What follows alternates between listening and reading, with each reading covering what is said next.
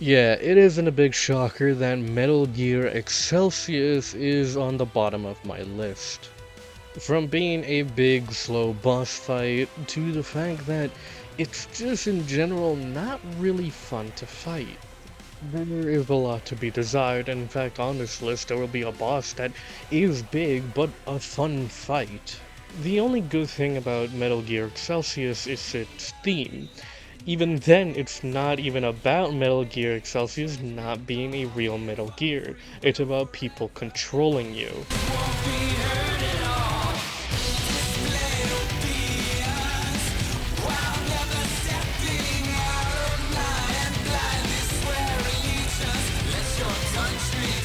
And that's really it. This boss fight is borderline lame, boring, and honestly, I went back to only collect one footage. I wasn't gonna play that boss again. Gold Lewis manages to beat out Metal Gear Excelsior. Sorry. Not Gold Lewis. Klasman. It is the second worst fight due to it also being stuck in the Blade Wolf DLC.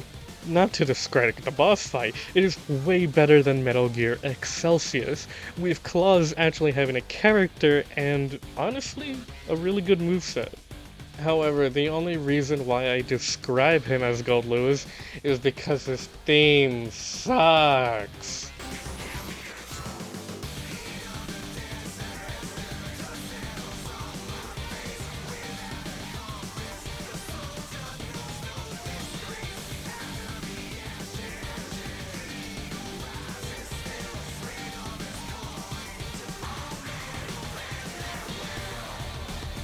Not only having the weakest drop in any of the lyrical songs, but also just straight up being boring.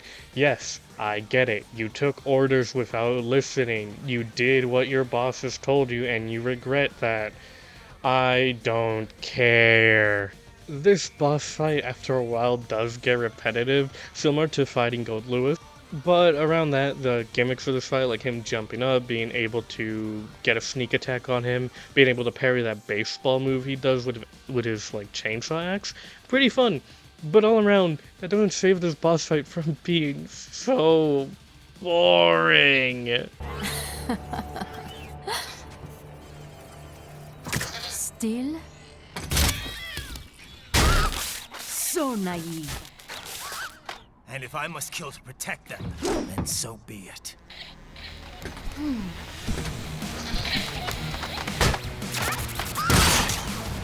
It seems we have less in common than I thought. I'll take that as a compliment. If you would kill for your ideals, then surely you are ready to die for them. Although you might think Blade Wolf would have come in 8th place, Mistral managed to just be worse. The main issue with this boss is the gimmick of the little spider bots. They will essentially jump and then cling onto Raiden, stunning him for a short period. However, the trade for this boss was making Mistral more passive instead of aggressive like the later bosses. While the bots are not hard by any means, it honestly adds little to the fight and in general ruins the whole mood of it. The only reason Mistral gets 8th place is due to that banging music.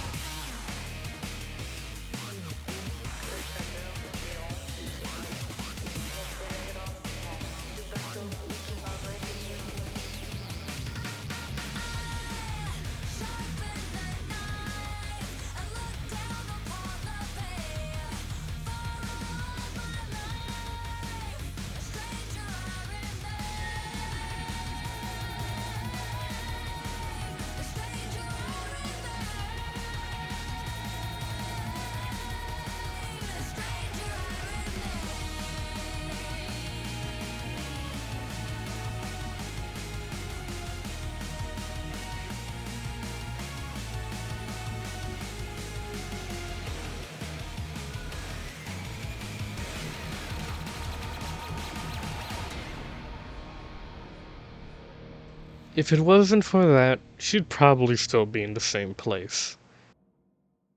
Greetings, cyborg.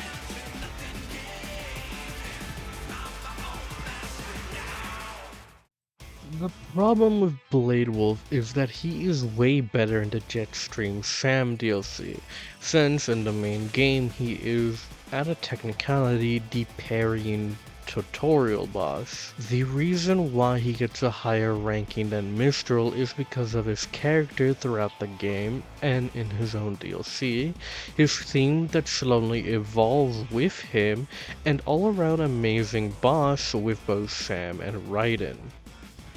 The reason why he is better in the Jetstream Sam DLC is because he is more aggressive and it is a smaller space, unlike in the main game.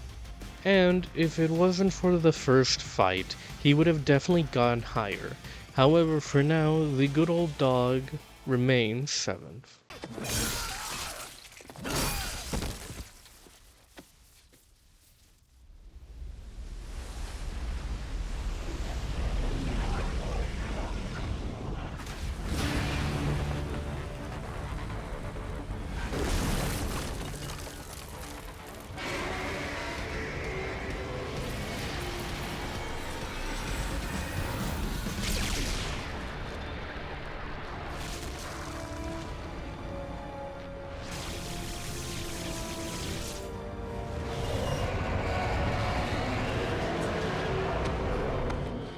It is strange when the first boss fight of the game is this high up in the ranking. You have a total of 3 fights with Metal Gear, as long as you count Jetstream Sam's DLC. Each one being pretty fun on its own, and honestly having a good sense of challenge. However, the only reason Metal Gear gains this spot is because of the Jetstream Sam DLC. If not, Blade Wolf would have probably beaten him. That, and also the fact that it is a very fun boss to keep replaying over and over, due to the fact that one of, if not the best themes plays during this fight.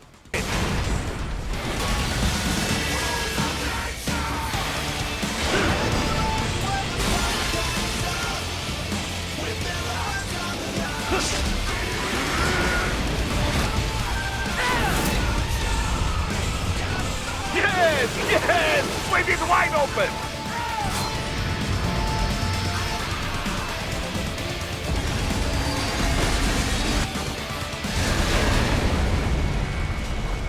Rules of Nature is just chef's kiss, I swear to God. Once more, for it being basically a tutorial boss fight, it's still a pretty good one. It's average at best, and it is good that it ranked this middle. It's a very baseline to what a good Metal Gear Rising boss fight should be. And more importantly, what Metal Gear Excelsior should have been. All around, perfect middle. 5 out of 10.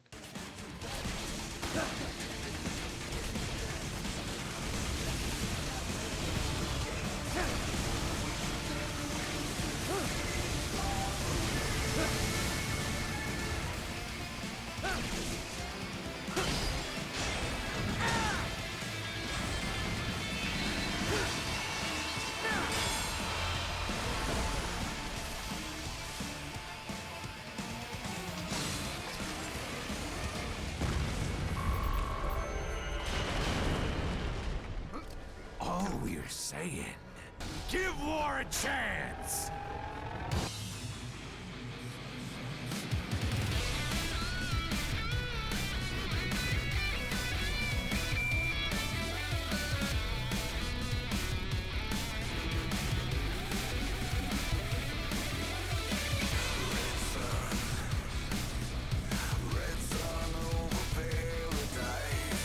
And kids are cruel. All people are by nature. Like I said, kids are cruel, Jack. And I'm very in touch with my inner child. You can be crueler than that, Jack.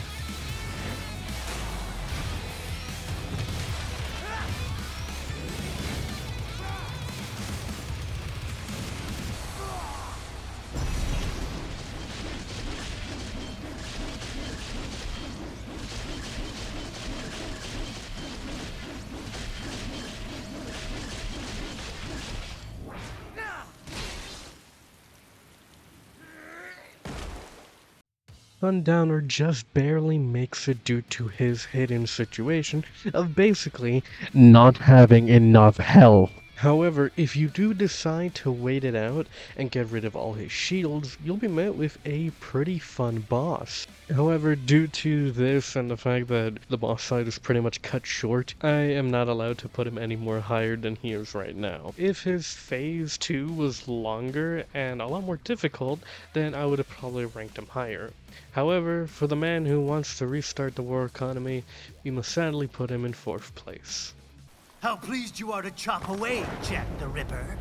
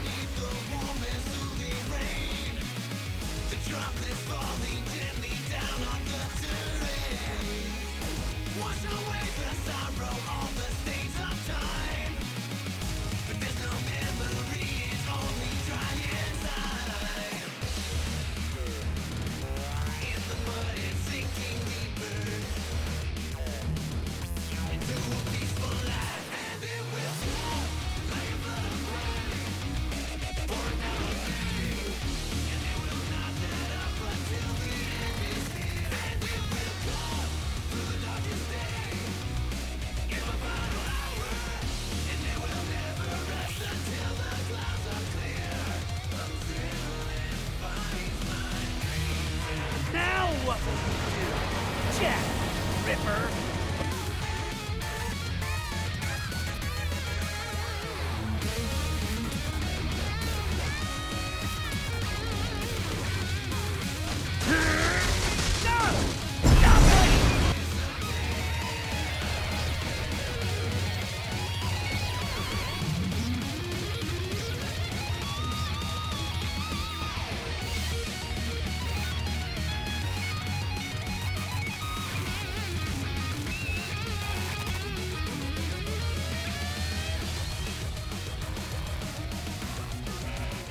Monsoon is a fantastic boss fight.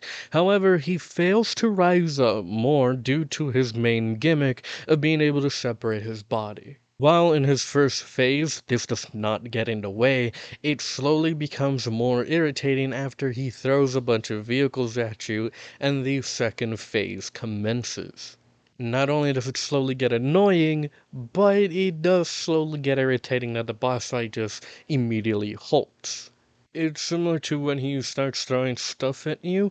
It's where that whole thing becomes a lot more just impatient. However, even if there are a lot of negatives to this boss fight, why is it so high up? Not only can you switch up the rankings between Monsoon and Sundowner, because not only is this boss fight what I wish that Mistral was, just a pure parry fest and just a lot of aggression, there's a secret ending where if you manage to kill Monsoon a lot sooner, he actually feels fear, which contradicts his whole character and what he was talking to you about throughout the whole game, which is pretty cool and amazing, and I like that. However, the meme man himself can hopefully take bronze. History will decide who's right. End of story.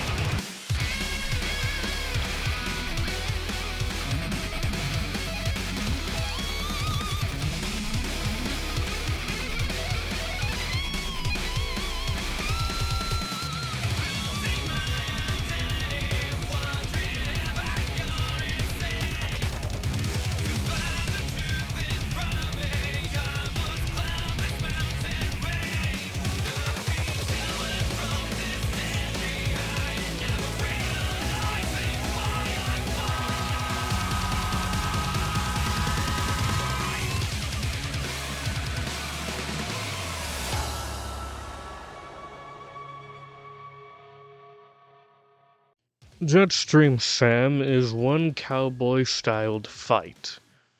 There are no gimmicks. It is just your skill level against the AIs. And let me tell you how difficult this fight gets on Revengeance difficulty. Not only does Sam test your skill this late into the game to see if you can actually fight him, but it is to see whether or not the player is ready against a fight with Armstrong. The one problem in this fight, which really isn't that much of an issue, is definitely when Sam loses his blade. Well, it's not a big issue, him being able to parry every maneuver where you have to get close is a little bit annoying. But other than that, this fight would be perfect if it wasn't for one simple fight. I have a dream that one day every person in this nation will control their own destiny. A land of the truly free, damn it. A nation of action, not words ruled by strength, not committee. Where the law changes to suit the individual, not the other way around. Where power and justice are back where they belong.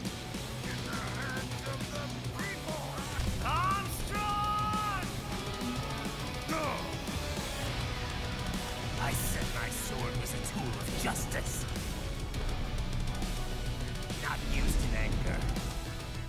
Not used for vengeance. But now I'm not so sure.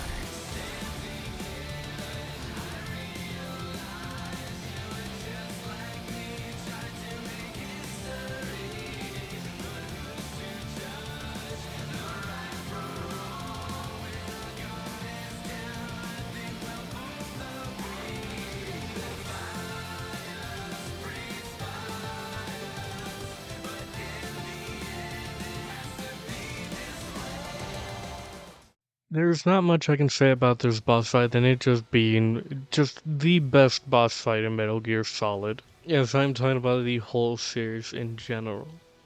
Not only is he aggressive, but he has the highest health out of any boss. 200 health for this muscular nanobots machined presidential dude. I don't find a single issue with this boss. It is every boss combined into one except Mr. And I just simply love it. The theme, everything about Armstrong for how little screen time he gets is 10 out of 10. And I really do hope everyone has enjoyed this weird ranking of every single Metal Gear Rising boss. This has taken me such a long time to make, and I really do hope everyone has enjoyed it. I shall see you in the next big project that I work on, and hey, it might be sooner than you think.